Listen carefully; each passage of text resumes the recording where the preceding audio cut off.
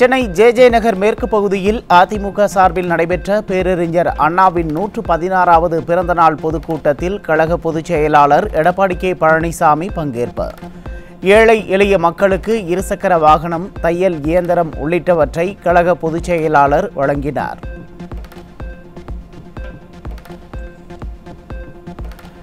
பேரறிஞர் அண்ணாவின் பிறந்த நாளை கொண்டாட தகுதி கொண்ட ஒரே இயக்கம் அதிமுக மட்டும்தான்.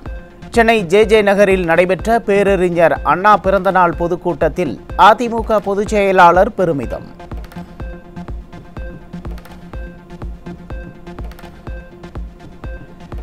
திமுக அரசு ஊழல் மிகுந்த குடும்ப அரசாக திகழ்கிறது. அந்த ஊழலை மறைக்கத்தான் மத்திய அமைச்சர்களை கூப்பிட்டு நாணய வெளியீட்டு விழா நடத்தியது திமுக. எதிர்க்கட்சித் தலைவர் எடப்பாடி கே பழனிசாமி குற்றச்சாட்டு.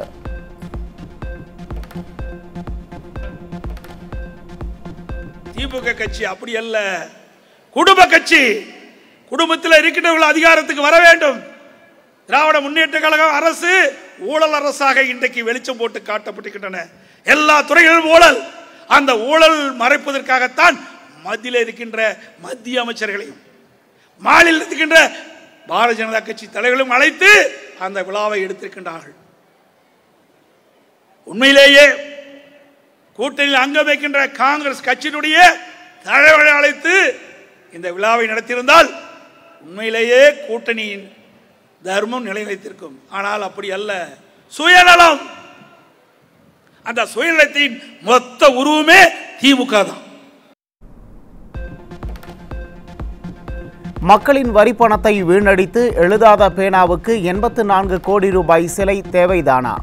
எழுதாத பேனா சிலையை கருணாநிதி நினைவிடத்தில் வைப்பதை விட்டு ஏன் கடலில் வைக்க வேண்டும் என்று எதிர்க்கட்சித் தலைவர் கேள்வி.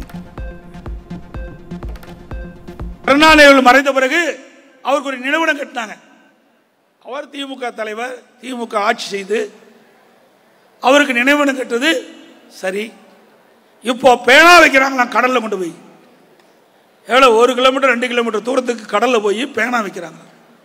எவ்வளோ 84 கோடி ரூபாயில பேனா வைக்கிறாங்க. 1 கோடி 2 கோடியிலேயே 84 கோடியில எழுதாத பேனா கொண்டு கடல்ல வைக்கிறாங்க. யாருடைய பணம்? யாருடைய பணம்? தமிழ்நாட்டு மக்களுடைய வரி பணம். எப்படியெல்லாம் தன் குடும்பத்தில் இருக்கின்றவர்களுக்கு இந்த விளம்பரத்தின் மூலமாக இன்றைக்கு திட்டத்தை கொண்டு வந்து செயல் வடிவம் கொடுக்கிறார் என்பதை எண்ணி பார்க்க வேண்டும். ஏன் எழுதுற பேனாவை அரசு பள்ளி படிக்கின்ற மாணவர்கள் கொடுங்கல, மாணவர்கள் பாராட்டுவாங்க. முதலீட்டை ஈர்ப்பதற்காக வெளிநாடு செல்கிறேன் என கூறிய முதலமைச்சர் அங்கே சைக்கிள் ஓட்டிக் கொண்டிருந்ததாக எதிர்க்கட்சித் தலைவர் குற்றச்சாட்டு. வெளிநாட்டில் அதிகமான முதலீடு ஈர்த்தீர்கள் என்றால் அதற்கான வெள்ளை அறிக்கையை வெளியிடுங்கள் என்றும் எதிர்க்கட்சித் தலைவர் வலியுறுத்தல். இன்றைக்கு முதலமைச்சர் அண்மையில் 17 நாள் வெளிநாடு போயிட்டு வந்திருக்கார். இந்தியாவில் பல முதலமைச்சர் வெளிநாட்டுக்கு போய் தொழில் முதலீட்டு ஈர்ப்பாங்க. ஆனால் தமிழ்நாடு முதலமைச்சர் ஸ்டாலின் வெளிநாட்டுக்கு போய் சைக்கிள் ஓட்டிட்டு இருக்கார். சைக்கிள் ஓட்டுறதுக்காக வெளிநாடு போனீங்க? மக்களுடைய வரி பணத்தை இப்படியா ஊதாரித்தனமா செலவு செய்வது? எண்ணி பாருங்க. இந்தியாவில் இருக்கின்ற பல முதலமைச்சர்கள் வெளிநாட்டுக்கு சென்று தொழில் முதலீட்டு ஈர்க்கிறாங்க. நாம தமிழ்நாட்டில் இருக்கிற முதலமைச்சர் வெளிநாடு போய் சைக்கிள் ஓட்டுறார். அதுதான் அவருடைய சாதனை. கஞ்சா போதையில் தான் தமிழ்நாட்டில் பெண்களுக்கு எதிரான வன்முறைகள் தொடர்ந்து நடைபெற்று வருவதாக அதிமுக பொதுச் செயலாளர் குற்றச்சாட்டு.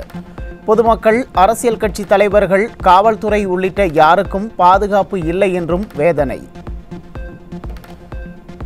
பெண்களுக்கு பாதுகாப்பு இல்ல, கஞ்சா போதையில் தான் பல இடங்களில் பாலியல் வன்கொடுமை நடைபெற்றுக் கொண்டிருக்கிறது. இன்றைக்கு பத்திரிகையை பார்க்கிறோம், தொலைக்காட்சி செய்தியை பார்க்கின்றோம். இந்த பாலியல் வன்கொடுமை நடைபெறுகின்ற இடமெல்லாம் இந்த கஞ்சா போதை ஆசாமிகளால் இந்த குற்ற நிகழ்வுகள் நடைபெற்றுக் கொண்டிருக்கின்றன. 20 நாட்கள் ஆகிறது. 20 நாள், கடந்த 20 நாட்கள் மட்டும் 6 பாலியல் வன்கொடுமை தமிழகத்திலே அரங்கேறி இருக்கிறது. எவ்வளவு மோசமான ஆட்சி என்பதை எண்ணி பாருங்கள். இந்தியாவிலேயே இப்படிப்பட்ட மாநிலம் எங்கேயுமே கிடையாது. சட்ட ஒழுங்கு சீர்கெட்ட மாநிலம் தமிழகம் என்பதற்கு இதுவே ஒரு எடுத்துக்காட்டு, இதுவே ஒரு சான்று. அதிமுக தொண்டர்களால் இயங்கும் கட்சி என்றும் கட்சியில் இருந்து நீக்கப்பட்டவர்கள் மீண்டும் இணைப்பு என்ற பேச்சுக்கே இடமில்லை. அதிமுக பொதுக்குழு கூட்டத்தில் நிறைவேற்றப்பட்ட தீர்மானத்தை மேற்கோள் காட்டி கழக பொதுச் செயலாளர் மீண்டும் பேச்சு. அனைத்து இந்திய அண்ணா திராவிட முன்னேற்ற கழக பொதுக்குழு எடுத்த முடிவு 4 பேர் பொறுப்பில் இருந்தும் அடிப்படை உறுப்பினர் நீக்கப்பட்டதுதான்.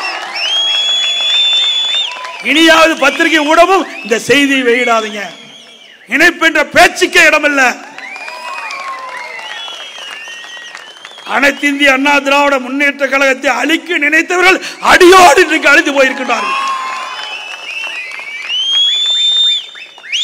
இது தொண்டர்களால் நிர்ணயிக்கப்படுகின்ற கட்சி, தொண்டர்கள் உழைப்பால் உயர்ந்த கட்சி, தொண்டர்கள் தான் அனைத்து இந்திய அண்ணா திராவிட முன்னேற்ற கழகம். மக்கள் வரிப்பணத்தில் சம்பளம் வாங்கும் விடியா காவல்துறை கஞ்சா போதையிடம் இருந்து மாணவர்கள் மற்றும் இளைஞர்களை காப்பாற்ற வேண்டும். அதிமுக முன்னாள் அமைச்சர் SP வேலுமணி வலியுறுத்தல். கஞ்சா விற்கிறான், யாருக்குமே பாதுகாப்பு இல்ல. தயவு செஞ்சு காவல்துறை போலீஸ் வந்து நீங்க எல்லாம் மக்கள் வரிப்பணத்துல சம்பளம் வாங்குறீங்க, தயவு செஞ்சு மாணவர்கள் இளைஞர்களை காப்பாத்துங்க. கெட்டு போயிட்டு இருக்குது, இன்னைக்கு சமூகமே கெட்டு போயிட்டு இருக்கு, தயவு செஞ்சு காப்பாத்துங்க. எல்லை தாண்டி மீன் பிடித்ததாக கூறி தமிழக மீனவர்கள் 37 பேரை 3 படகுகளுடன் சிறைபிடித்து இலங்கை கடற்படை அட்டூழியம். மீனவர்கள் நலனில் அக்கறை கொண்டு நடவடிக்கை எடுக்காமல் மத்திய மாநில அரசுகள் கும்பகர்ண தூக்கத்தில் இருப்பது ஏன் என பொதுமக்கள் கேள்வி. சட்டவிரோத கிராவல் மண் குவாரிகளை தடுக்காவிட்டால் CBI விசாரணைக்கு உத்தரவிட நேரிடும். தமிழக காவல்துறைக்கு சென்னை உயர்நீதிமன்றம் கடும் எச்சரிக்கை.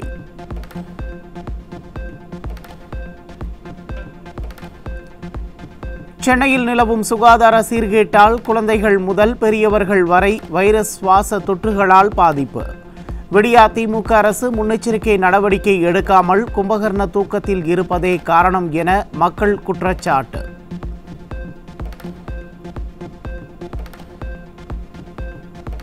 மயிலாடுதுறை மாவட்டம் சீர்காழி அருகே பெட்டிக்கடை உரிமையாளர் கழுத்தறுத்து கொலை.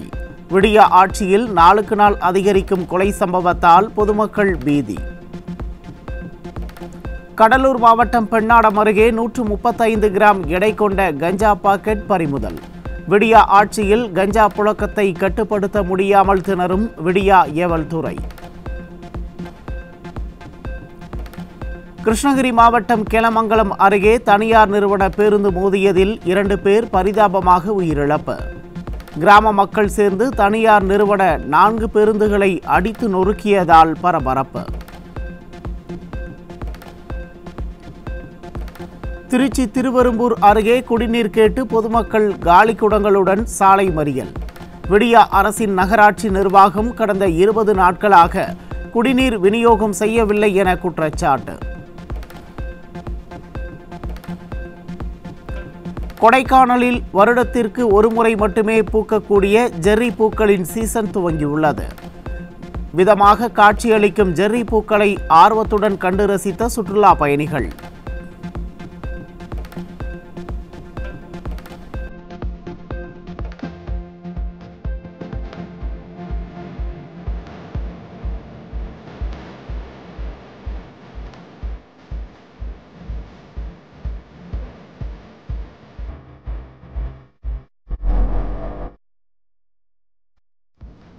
மதுரையில் பவுடர் பால் குடித்த 2 மாத குழந்தை மூச்சு திணறல் ஏற்பட்டு உயிரிழப்பு. தந்தை கொடுத்த புகாரின் பேரில் குழந்தை உயிரிழப்பு குறித்து போலீசார் விசாரணை.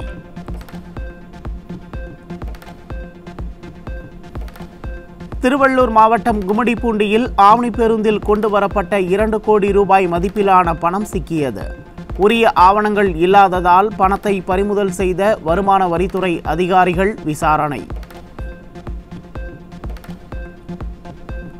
திருவள்ளூர் மாவட்டம் பொன்னேரி ரயில் நிலையம் அருகில் சிக்னல் இணைப்பு துண்டிக்கப்பட்டதால் 2 மணி நேரம் ரயில் சேவை பாதிப்பு.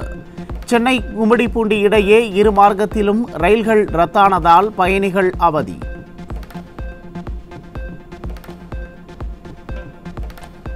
திருத்தணியில் அரசு அலுவலகங்கள் அமைந்துள்ள பகுதியில் குப்பைகளில் மருத்துவ கழிவுகள் கொட்டி எரிப்பு.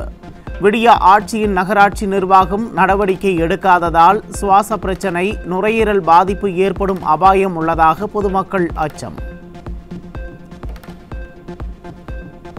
கொடைக்கானல் வனப்பகுதியில் உள்ள வாய்க்காலில் 300 அடி தூரத்திற்கு திடீரென 2 அடி நீளத்தில் ஏற்பட்ட பள்ளம். நில அதிர்வு ஏற்பட்டதா என பொதுமக்கள் அச்சம்.